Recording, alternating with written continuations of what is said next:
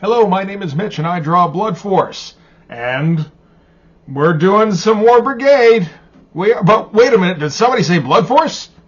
So what is Blood Force? This is Blood Force.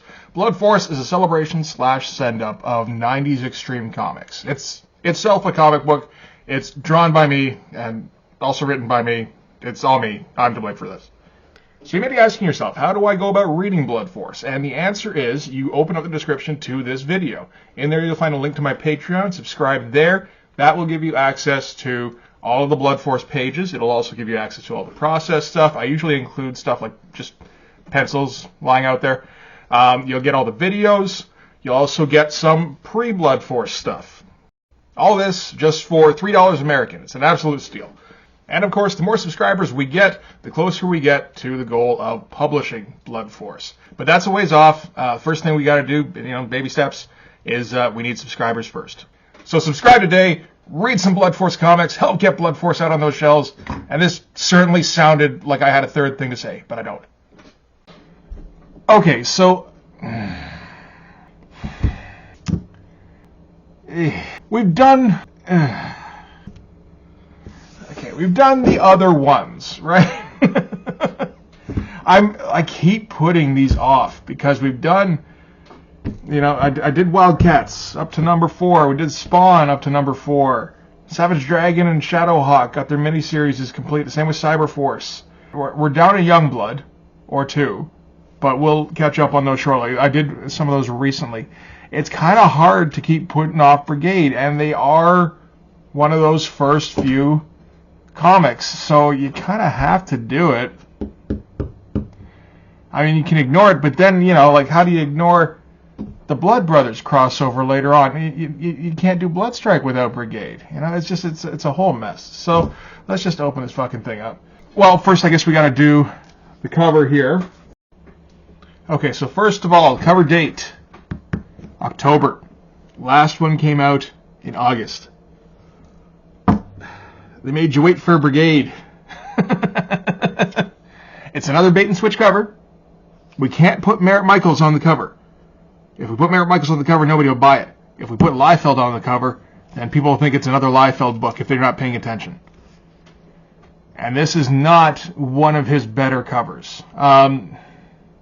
It is an interesting little throwback, though, because he used to do some of these, and he doesn't really try to do these anymore. I don't know if the number 1 cover is better than this. This is like a shitty Brigade cover, and it still might be the best of his Brigade covers. And they're facing off against Genocide. There's a creative name there. Alright, so cast and characters here. So we've got Rob Liefeld as a co-plotter, along with Merritt Michaels, who's the penciler. On the script, Rob Liefeld isn't taking responsibility for this bullshit. He's handing it off to Hank Canals. This might be the last thing Hank Canals did for Rob. And he's also getting Eric Stevenson to help. And Eric Stevenson is getting his buddy, Richard Horry, to help with some tech stuff. We've also got Brian Murray doing the color design. So this is going to be kind of a classic. Paul Scott and Norm Ratman doing the inks. I see Norm Ratman's name a lot. I don't know if he's any good. Judging on some of this stuff, I don't think so. Paul Scott is the guy who did the cover for issue 3, so that's something. Is it? I don't know. And we're going to start off with, that's a first page, I wonder if Merritt Michaels got paid for any of this. Because he drew these heads. And that was it. And this is all Richard Horry, I'm quite sure. And then even then, it's Brian Murray making this look like anything. Is anything good? This is some pretty, those aren't exactly smooth transitions on the clouds there. But, yeah. So we've got an alien spaceship coming down to, where do they live? Los Angeles, right? Yeah, of course they do. That's where Rob lives. And, yeah, nobody knew what to do for a spaceship. They just kind of winged it, and this is what they came up with. And it is Genocide. Ooh, man, oh man. This is what we decided to devote a 2-page turn your comic book sideways spread to. And colorist isn't going to help out at all here. You think of some of the stuff, you know what, he is doing a little bit of the highlighting, but it's not nearly enough. Oh, okay. So, Genocide is here because he wants to have some fisticuffs with Brigade. He's been monitoring them. And the whole thing where they blew up a building trying to take out some terrorists at the end of Brigade number 1. And now he's decided that these guys are going to just be the best punchers. He's going to enjoy with exchanging punches with them so much. And he calls out Brigade, and everyone's like, why? Okay, but Brigade isn't really a group. Like, nobody knows how to get a hold of Brigade. They just kind of show up. So this could go bad. But then Brigade show up. And we got another double-page spread. Are these Richard Horry backgrounds? I don't know, to be honest. It's pretty basic stuff. And I don't think I need to read any of this stuff. I mean, you can tell exactly what he's saying just from his pose. I suppose that's a good thing. That makes his stuff is very evocative. He's not saying anything, but he's gonna scream anyway. This is probably the best pose out of the bunch.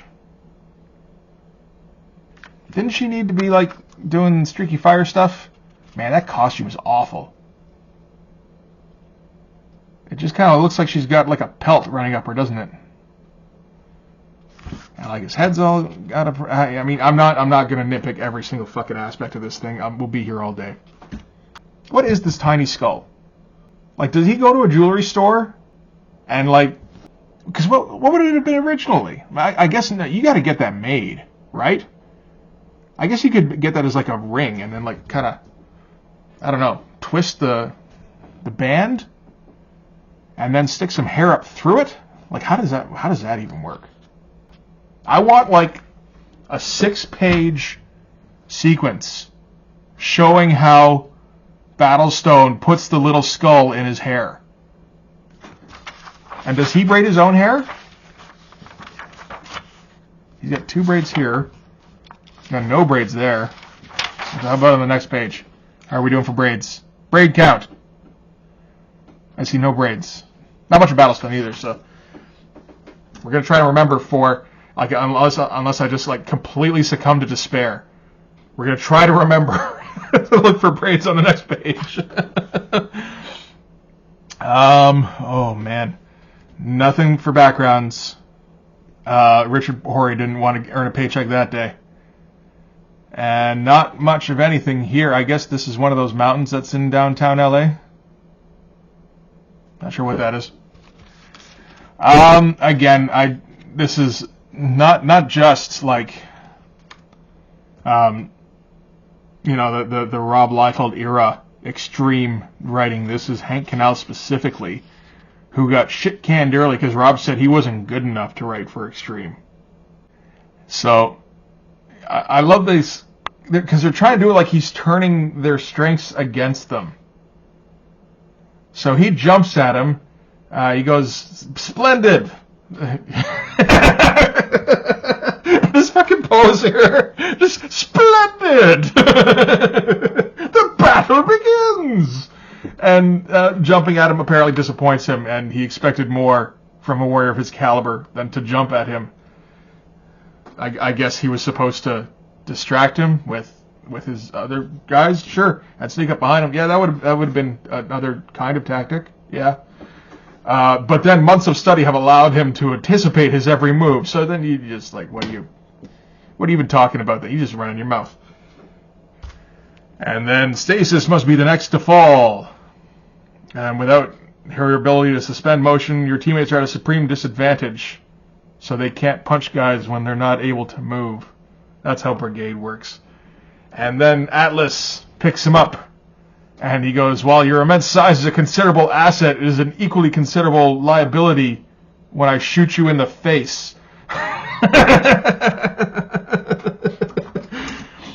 And then he gets shot in the neck, goes, "Ah, that can only be KO." Oh my god. Sometimes, like, You know, it's horrible sometimes, and then sometimes just like I should read nothing but this ever. Oh wow, look at that, eh? Like every time I feel like, man, I feel bad for not putting in backgrounds. I should just reread this stuff. So, genocide punches the ground because you can't shoot arrows accurately when there's ground punching going on. Now, true warrior transcends dependence on mere weapons.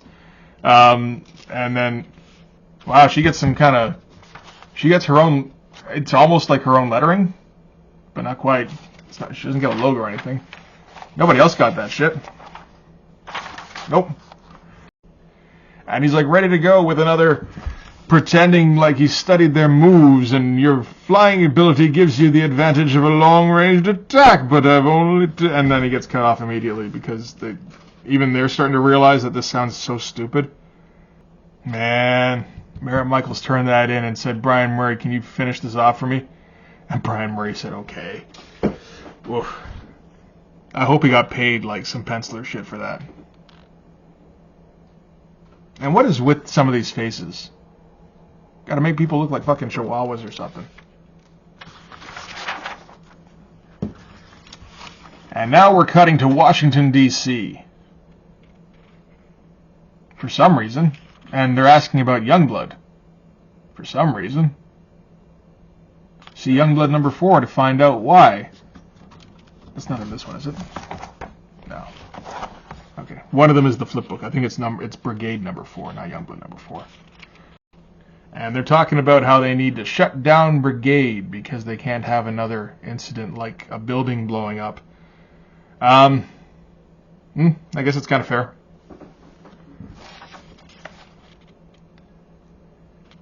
And they're gonna keep going. This is Los Angeles.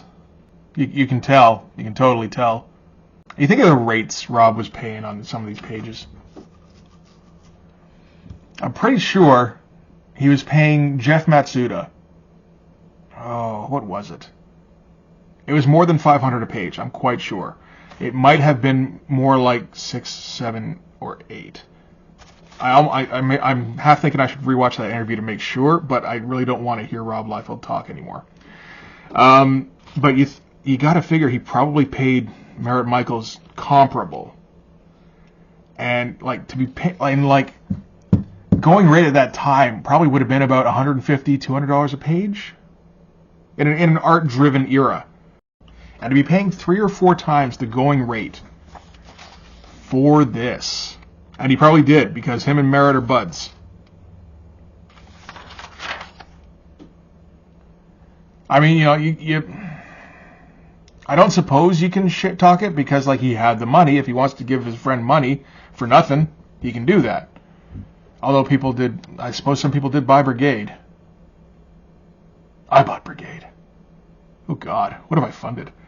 So Thermal got knocked out, and she just kind of manifested a cut on her face. Didn't have it there. And this manifested cut really pisses Battlestone off, so he's gonna enough is enough at genocide and wreck him in the face. Still no backgrounds. The braids. I forgot. Have there been any braids? He really doesn't want to draw those braids. I don't think we've seen a single one. Oh, they don't exist anymore. Oh, that's no good. Okay, so now we have to keep an eye on if they respawn.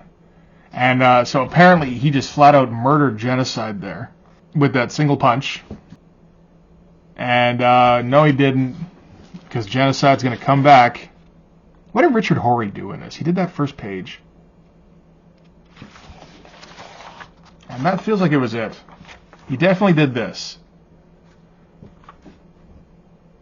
But it feels like it was all. Like we could have used some more Richard Horry in here. Like just like drawing some cubey buildings in the background. Oh man. I can't believe we're actually seeing like the lazy version of Rob Liefeld lazy background hatching. Okay, so anyway, Stasis wakes up and she's able to put her stasis field on Guy, and they all swarm him. And this is like the one halfway decent part of this comic, it feels like. That's not a bad shot. It is kind of straight on, but no, it looks fine. And this is not a terrible tactic, I suppose. It feels like this could have been done a little bit better, but, obviously it could have. But I don't think they did a bad job there. And here's the coupon for image number 0. And we get some terrible cards. That's an action pose right there for Atlas. And this could be any scale. This could actually be just regular human scale. He could be smaller than human scale. Anyway. And then he flexes them all off. And just destroys Thermal's brain here.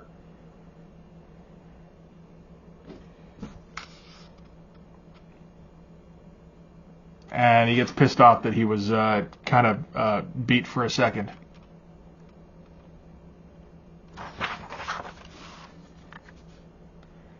And now they're going to keep hitting him. Ugh, that's a really lame effect. I'm trying to think. This was like a month before Supreme. It feels like Brian Murray's rushing this. That's a pretty good hand, fist kind of thing. I wonder what he's copying that from. I don't think Merritt Michaels can draw that hand. Certainly not in 1992. I'd be surprised if he can do it today. So, let's see some of these punches. No, I'm not really seeing anything that looks quite like that hand, so I can't quite compare. No, not quite. All right. Oh, no, did he lift... Is that him lifting up a building? Oh, no. I think it is. Anyway, I skipped a page. He mashes him down into the ground, and everybody looks around like it's a fucking Ninja Turtles page or something. And he does the blurg, you were all looking, why, and I still surprised you. And then, I think that's him lifting a building. Oh, man. That's awful.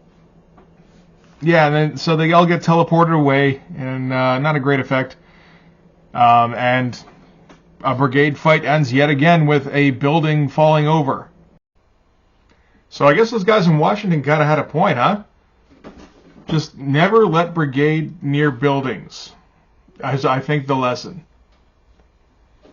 And Genocide is going to gloat over nobody. He doesn't know that, though.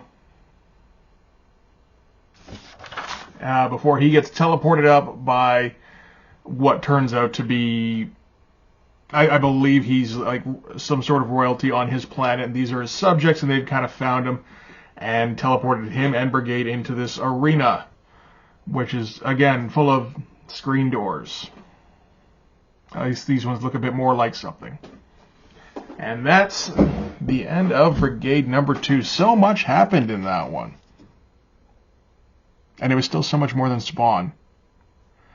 Anyway, then we get on to the letters page,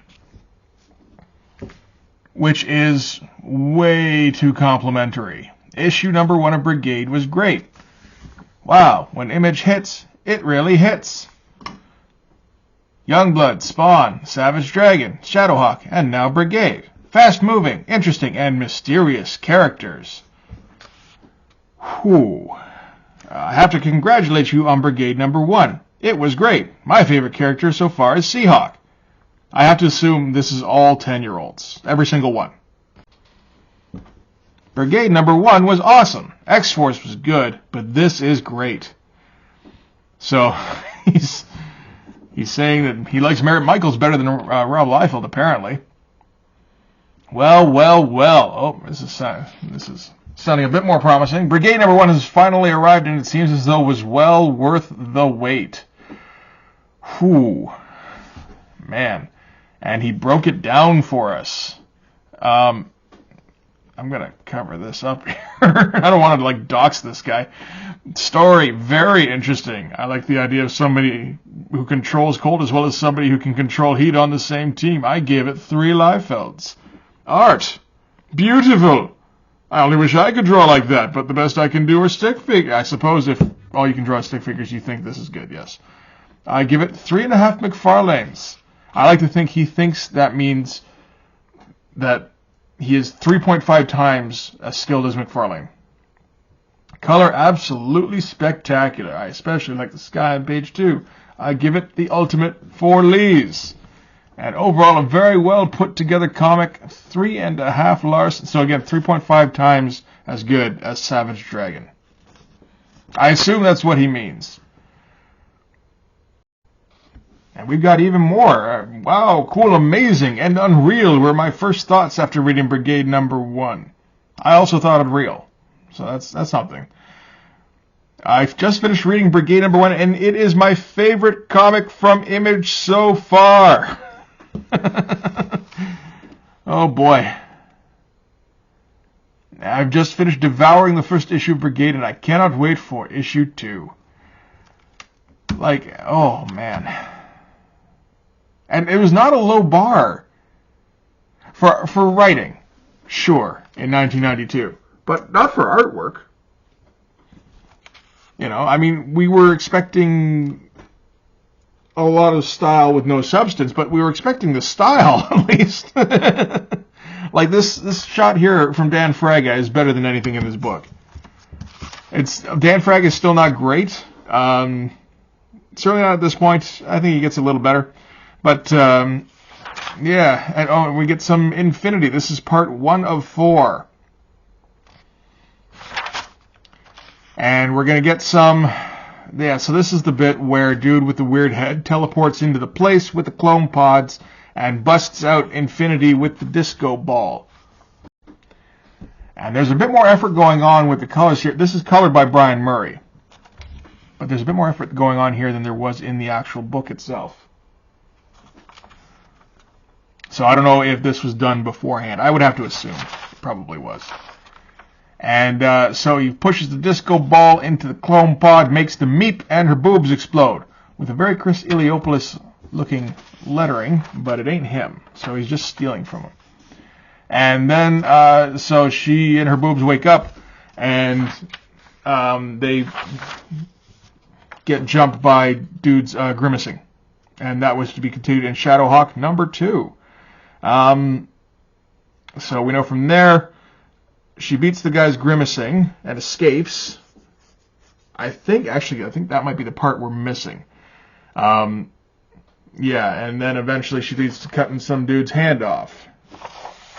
So I don't know if, I'm not sure if we've seen all the parts yet, but this is something. Rob Liefeld fans. Are you a fan of Rob Liefeld's work? Oh, I goddamn am.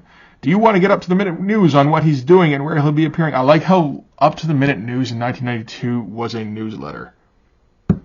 Would you like to see previews of special projects and enter contests to win a Liefeld original artwork? Then you need to join the Rob Liefeld fan club. You get a quarterly newsletter, which is more often than his comics often.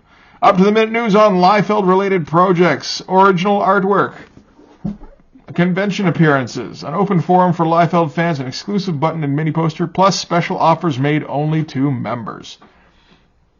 I have to wonder if any of that happened, or if Rob just managed to scam like 3 dozen kids out of another $3.50 plus $1 postage and handling.